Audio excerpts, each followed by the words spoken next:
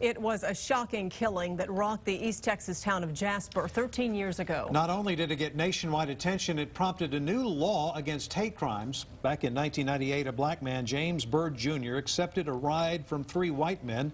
Instead of taking him home, they drove him down a remote Jasper County road, beat him and dragged him for 3 miles behind their pickup truck. One of those men is scheduled to be put to death in the next hour in Huntsville. KXAN's Nancy Wilson sat down with a local photojournalist who's been following the case from the beginning.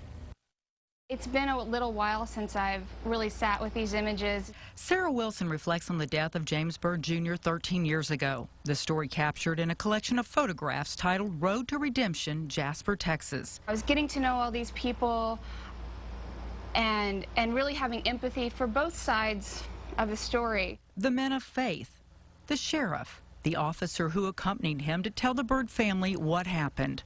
When I had the opportunity to go to the evidence room at the Jasper County Courthouse and photograph the chain that they used and photograph the truck, and then also seeing the evidence photos, that's when just the horror of what really happened really set in for me. In June 1998, 3 men beat James Byrd, then chained his legs to the truck and dragged him to his death. Marlon Ford and his father discovered Byrd's body. He just had the sweetest face. He was just 6 at the time. He's sort of looking off into the distance, and I really didn't feel like I needed to look him in the eye, or that we needed to look him in the eye. I felt like he was sort of staring off into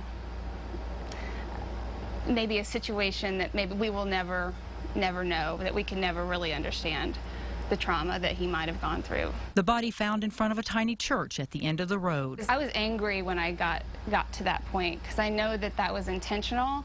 I figure they left his body there to make a statement. The road where Byrd was beaten and dragged to death no longer shows the violence. I think people, when they see it, they say, oh, how beautiful, and then I tell them what happened there. What happened there is a crime the world may never forget, but Byrd's son will always remember his father his own way. Nancy Wilson, KXAN News. Lawrence Brewer set to be executed just after 6 o'clock tonight in Huntsville. John King is also on Texas death row. Sean Berry drove the truck. He's currently serving a life sentence. The Matthew Shepard and James Byrd Act was signed into law back in 2001. It tacks on tougher penalties for hate crimes.